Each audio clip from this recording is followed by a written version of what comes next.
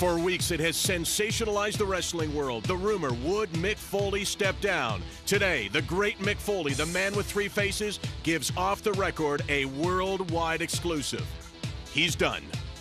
I'm not willing to sit in front of the TV like a vegetable and have people pity me and say he should have gotten out before that one last chair shot.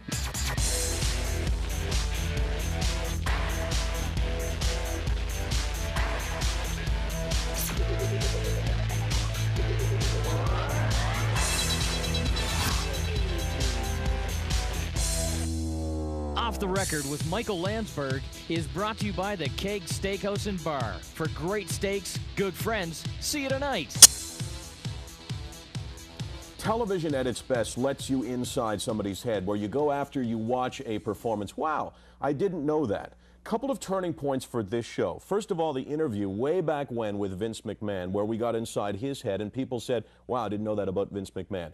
And the one as well with Mick Foley. Since we did that interview less than a year ago, I would say I have been approached 10,000 times by people who said, Mick Foley, I didn't know him. He is the most incredible person I have ever seen on television. Great to welcome back to the show, Mick Foley. Good to see you, man. I had heard you say that to me personally. I didn't know you'd go out on a limb and say that on your own show, though. The reaction was staggering because more than anything else with Mick Foley, there's the guy in the ring and then there's a guy sitting here, and these are two different people. And what it tells us is this is a performance. I want to talk to you about so much today, including some big news, which we'll talk about later on, about the fact that you'll now look back on a career and not ahead, or maybe ahead to a different one. But I want to talk to you about what you bring to the ring. And we talk on the show all the time about athletes who don't bring enough, athletes who don't commit themselves, athletes who don't pay back anywhere near what they take out. But you're the exact opposite. You have left, according to the back of your book, all kinds of broken bones and teeth and burns and all of that.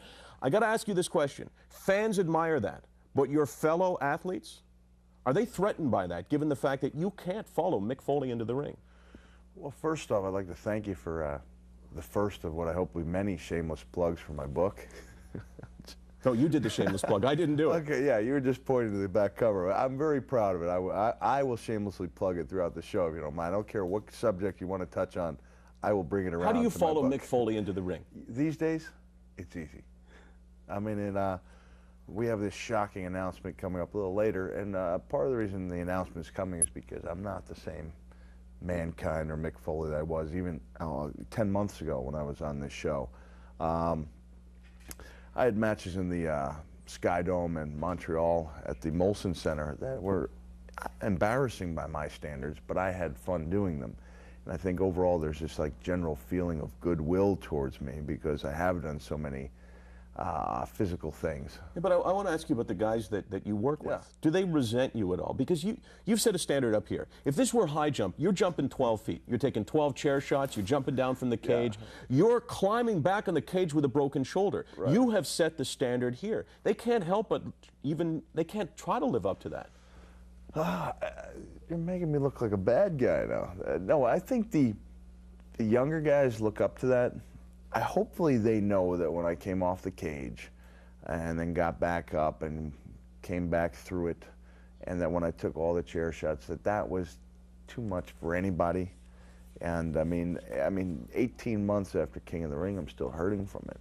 One of my teeth is still loose. I'm going to lose my tooth eventually because of an accident that happened 18 months ago. That's probably too heavy a price to pay.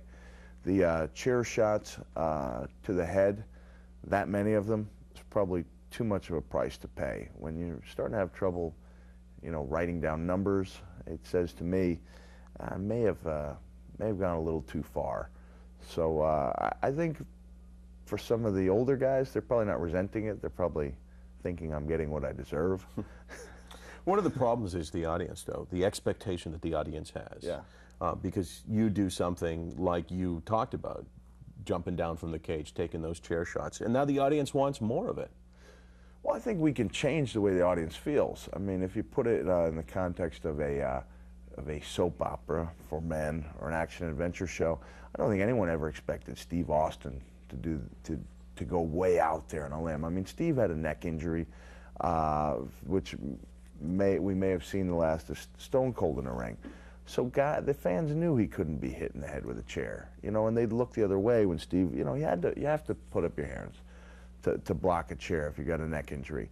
And I think Steve went way above and beyond what he had to do, seeing as how popular he was. I mean, Steve took some pretty physical falls, and he was always giving 100%, and probably didn't have to. I think it's a lot of the fact is the guys push themselves. To me, no fan ever said, well, are you going to come off a cages even higher, or are you going to take 18 chair shots? It was always me setting the level higher. You do it yourself, though, but what happens now is that you can't go back in the ring, right, and be less than you've been. I've been doing it for a while. And you say, like, that it bothers you that you can't do it anymore. Well, it doesn't bother me anymore. I mean, in some sense it does, because I want to be remembered for being the Cactus Jack or the Mankind that did all these things. But I didn't feel, I knew what I was providing yesterday in Montreal Forum, some levity, a little bit of humor. And the fans at this point are applauding that, and they're laughing along. But I think, I'd like to get out before that becomes the norm for me. I mean, there's a grace period that certain wrestlers have where people are willing to look the other way. And I think it'd be best for people to remember Mick Foley the way he was. I have to address Owen Hart with you because it's such a profoundly disturbing story, obviously, but so much, perhaps more so in Canada because he was so beloved here and because Sure. he was a Canadian. Given the fact that you've risked so much in the ring in your life, and I know you were so close to Owen Hart, would you have wanted the show to go on if it were you? That's a tough call. I mean, I don't want to seem like the WWF, when Vince said, the show would, Owen would want the show to go on. I don't know how anyone could know. No one's ever addressed that. I mean, no one ever sat around a board table and said, what would you like to do if, you were to pass away in the ring? My feeling, that feeling be, I wouldn't want just the show to end. I'd want the world to stop for a while. But that doesn't happen. And it's not something that was ever addressed. I mean, that was never even within the realm of possibility. What do we do if a wrestler were to die in the ring? I'd never thought it. In all my years, Vince McMahon had never thought, what if someone were to die in the ring? So I don't want to criticize anybody's call, but for me, I would have been more comfortable if life around the world stopped for a few minutes. All right, we have to take a break, but we got a lot more to talk about, including, of course, your announcement of a retirement, which you've alluded to. But it seems pretty clear what's going to happen when we return. I want to talk to you about whether the war has resumed, not between you and another wrestler, but between your company, the WWF, and that other company, when OTR returns with Mick Foley, author of the new book, Mankind, Have a Nice Day. Do you think Hogan's gone? Do I think Hogan's gone? Come on, for now. Michael, come on. The guy gave a retirement. See, when we talk about retirement, anytime it's part of an angle, forget about it.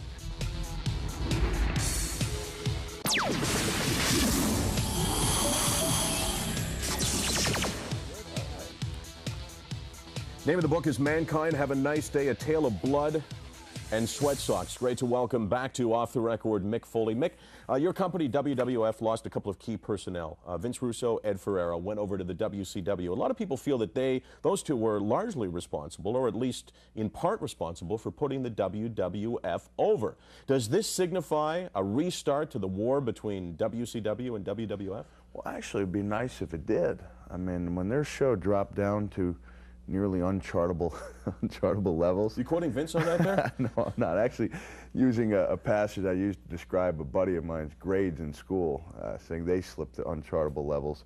But when they started sinking down, I didn't see it as a good sign that WCW was putting 1,000 people into 15,000 seat arenas. I liked it when everybody was doing great. I mean, I liked it when our show started beating theirs.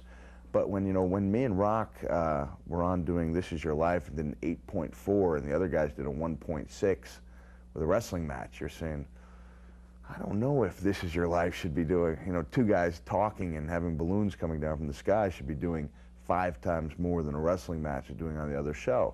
So if they can spark a little new life into that show, it'd probably be healthier for our company in the long run. But I hate to say it, but a lot of what I've seen of their show is just duplicating what we have here. I mean, now they have a Godfather there, and they have hoes of their own, and they have One of the things I noticed in the book, the introduction's written by Jim Ross, a good friend of yours, right? Ed Ferreira, the last couple of weeks, has come out and imitated Jim Ross. Right. Does that offend you? Yeah, I don't see nerve damage as being a really funny thing. I mean, I hate to say this, but where's the line drawn between doing a Jim Ross parody and a Draws parody? I mean, it's a cold thing to say, and I hope Draws doesn't resent me for saying that. But neither one of them is funny. The fact that Jim Ross doesn't have use of some of his facial muscles, to me, is not a source for humor. And the fact that you know, Ed Ferreira is doing that, I mean, I don't know whose doing that is, but I think it's kind of tasteless and cheap. But Mick, what happens when your company does something like that and you feel that way? I want to, like, for example, I was watching last week, and there was a work done between the Big Show and the passing of his father and Right. Boss Man, and I watched that, and this is just my opinion, but I was offended by that. It really bothered me. What happens when your own company does something that bothers you? It did bother me a little bit. And I know Big Show was upset about the funeral scene because he said, you know, everybody thought it was a joke. And I said, you know, that's when I started to enjoy it. My wife and I didn't like the Big Show's father dying scenario. But as soon as Boss Man rolled down the road with the ridiculous car and the speaker system, it became obvious that this was not a real death we were talking about, that this was part of the storyline. And then I felt like I was free to enjoy it, and now I can enjoy it. Still, I don't think that approaches the boundaries of bad taste that them making fun of JR crossed. I want to ask you about working for a company. And when you go over, I mean, because you work for WCW and now you work for WWF, guys do go back and forth. Sure. Is it inappropriate for a wrestler who goes to the other guy to sell out on his former company? Dustin Rhodes, for example, goes over and on Nitro says, you know, I was gold dust with the other guys, and he sucked, or something to that effect. Well, I think Dustin Rhodes or Runnels has to remember that Goldust was the most successful thing he ever did in his life. And he already gave that speech once at WWF. And I think at some point guys have to look in the mirror and take a little responsibility for what they did. I mean, Goldust took Dustin Runnels out of the gutter and gave him a job and made him famous. The fact that it worked for 3 years is pretty impressive. Now to go back and say that nearly ruined his career, to me, is sour grapes and far from true. Talking about the other guys, the WCW, they lost their biggest guy, Hogan, right, who would not lay down at the end, who would not toe the company line. You think Hogan's gone? Do I think Hogan's gone? Come on, for now. Michael, come on. The guy gave a retirement. See, then when we talk about retirement, anytime it's part of an angle, forget about it. There's no credibility in retirements now. There's, you know, the loser must retire. To me, that was always my dream, to go out the loser and to retire and to draw big money doing it. But the fact is now, what are you going to do? Go out there and say, hey, I mean it. If I lose, I really am retiring. Not like Sable, whose retirement lasted 8 days. Not like Kevin Nash, whose retirement lasted 6 weeks. Not like even Vince, whose banishment from Raw lasted 2 months. I mean, what's wrong when you can't, you know, when you lose your biggest money match? So now when a guy does retire, people, oh, yeah, sure, you're going to retire. I mean, there's no dignity in it anymore. Well, we'll talk about your retirement and the dignity of your retirement, and more than anything, we'll talk about why. Okay. When Off the Record returns with Mick Foley, author of Have a Nice Day. Oh, and maybe a year or two down the line to come back for the one big match, I think it'd be great. It'd be something to look forward to. But I think as far as being a regular wrestling character, I'm done.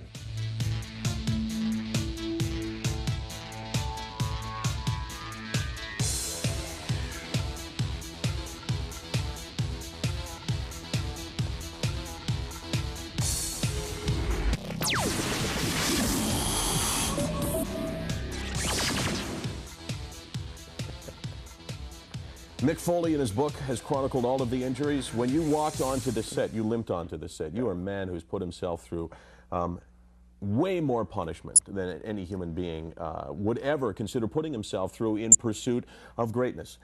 We're taping this show in advance. Probably by the time it airs, you've announced your retirement. Why? Probably. because I was relying on humor too much, and there was a sense that I used to have a small list of things that I could do, and I did them very well. Some things I thought I did better than anybody, but it was a pretty small list. And little by little, the list kept getting smaller to where it used to be, okay, my body's broken down, but I'll tell you what, I can take the hardest chair shot, and I can take more than anybody. Then I start getting telltale signs of maybe taking too many chair shots, and now we have to cross chair shots off the list. I'm now on the list of guys who should never be hit with a chair again as long as they live. Just in the past few months, even the elementary moves are becoming more difficult to do, and it just seems like it's been a long time since I've given the type of match that I feel that I used to be capable of. And I was named after Mickey Mantle, baseball great. I used to hear my dad talk all the time. Not all the time, he wasn't obsessive about it, but he'd mention that Mickey Mantle stayed one season too long. And next year would be my one season too long. Because the truth of the matter is, the way wrestling has evolved, you could stay. You could stay as long as you wanted, because guys don't always wrestle anymore. Well, you take a storyline. Right. You could be commissioner, like Shawn Michaels. Well, okay, here's where we say, okay, this is a Hulk Hogan retirement where I know I'm going to be back in 6 weeks. No. Am I saying I'll never be on the show again? Definitely not. I mean, I love the business, and I'll even say it's a sport, because if you're going to include figure skating and golf, you have to include pro wrestling. That's my own commandment. I think I'm tailor-made for a commissioner, you know, and maybe a year or two down the line to come back for the one big match. I think it'd be great. It'd be something to look forward to. But I think as far as being a regular wrestling character, I'm done. But a guy like Stone Cold Steve Austin has sort of found a territory between what you were 3-4 years ago and what you are now. He has a disability that prevents him from truly wrestling the way wrestling was. And he's been able to maintain his persona by sort of finding that area in the middle? Yeah, it's unfortunate in some ways that the wrestling shows are in competition with each other, because I think you take a look at the Rock and Sock connection was some of the most entertaining things I've ever been a part of.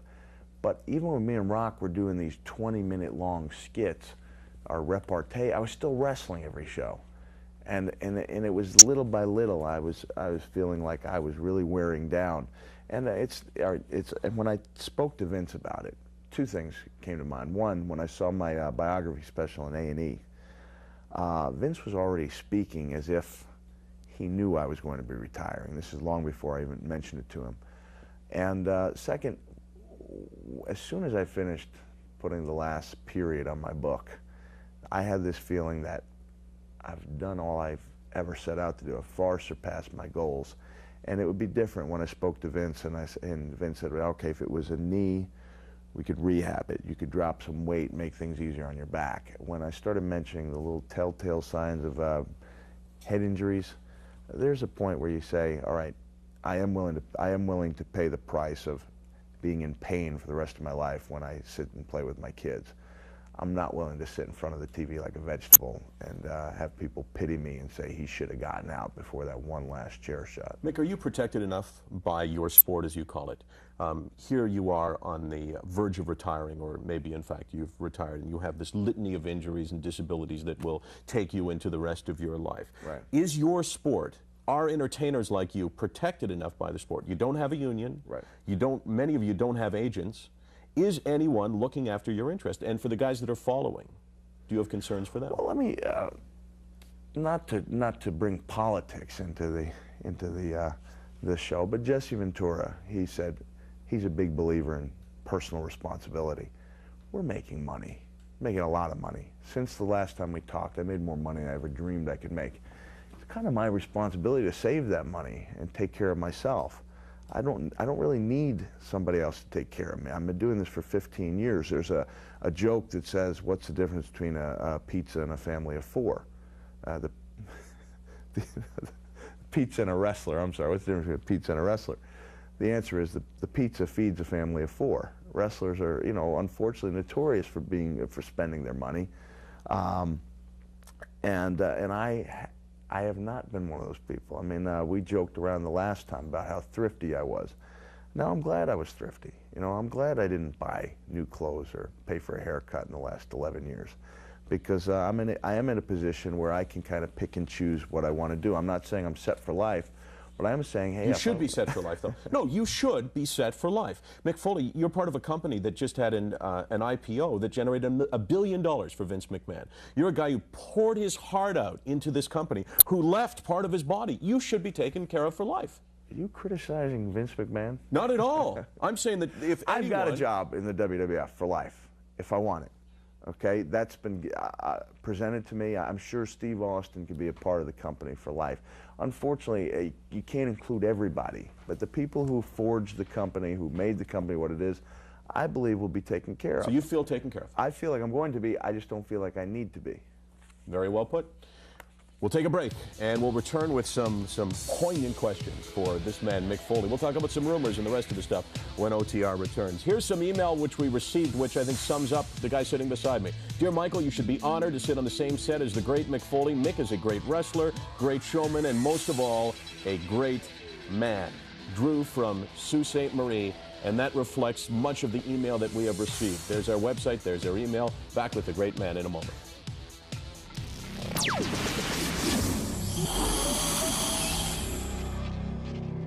The name of the book is Mankind Have a Nice Day. I got to tell you, Mick, in general, sports books suck. This one doesn't. What makes this book special? I know I got something in my mind. Okay, to me, is the fact that I wrote it. I did it myself, and no professional writer, no matter how talented or how good their diction or grammar, can capture the passion that I have for my subject. So I think that comes out. There may be a couple of errors, you know, a couple of words. I may have used the word assuage too much. But all in all, I mean, I look at that, if you say, what am I proudest of in my 15 years of wrestling, I'd say that book right there. You're just another typical wrestler who uses the word assuaged all the time. Mick Foley, you're the best. Thanks for joining us on Off the Record. All right, have a nice day. Off the Record with Michael Landsberg is brought to you by the Keg Steakhouse and Bar. For great steaks, good friends, see you tonight. Michael Landsberg's clothing, courtesy for you. Just got in my mind. I didn't realize when until I read it, I was like, I never once used the word relieved again. You know, I'm talking about like swelling and fears and whatever could use the word. For weeks, it has sensationalized the wrestling world. The rumor, would Mick Foley step down? Today, the great Mick Foley, the man with three faces, gives Off the Record a worldwide exclusive. He's done. I'm not willing to sit in front of the TV like a vegetable and have people pity me and say he should have gotten out before that one last chair shot.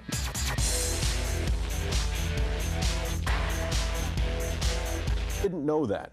Couple of turning points for this show. First of all, the interview way back when with Vince McMahon, where we got inside his head and people said, wow, I didn't know that about Vince McMahon. And the one as well with Mick Foley. Since we did that interview less than a year ago, I would say I have been approached 10,000 times by people who said, Mick Foley, I didn't know him. He is the most incredible person I have ever seen on television. Great to welcome back to the show, Mick Foley. Good to see you, man. I had heard you say that to me personally. Athletes who don't commit themselves, athletes who don't pay back anywhere near what they take out. But you're the exact opposite. You have left, according to the back of your book, all kinds of broken bones and teeth and burns and all of that. I got to ask you this question. Fans admire that, but your fellow athletes, are they threatened by that, given the fact that you can't follow Mick Foley into the ring? Well, first off, I'd like to thank you for the first of what I hope will be many shameless plugs for my book.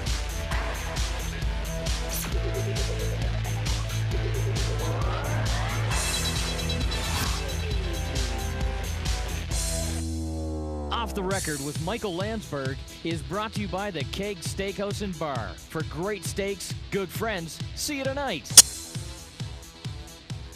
Television at its best lets you inside somebody's head, where you go after you watch a performance. Wow, I didn't know you'd go out on a limb and say that on your own show, though. The reaction was staggering because more than anything else with Mick Foley, there's the guy in the ring and then there's a guy sitting here, and these are two different people. And what it tells us is this is a performance. I want to talk to you about so much today, including some big news, which we'll talk about later on, about the fact that you'll now look back on a career and not ahead, or maybe ahead to a different one. But I want to talk to you about what you bring to the ring. And we talk on the show all the time about athletes who don't bring enough.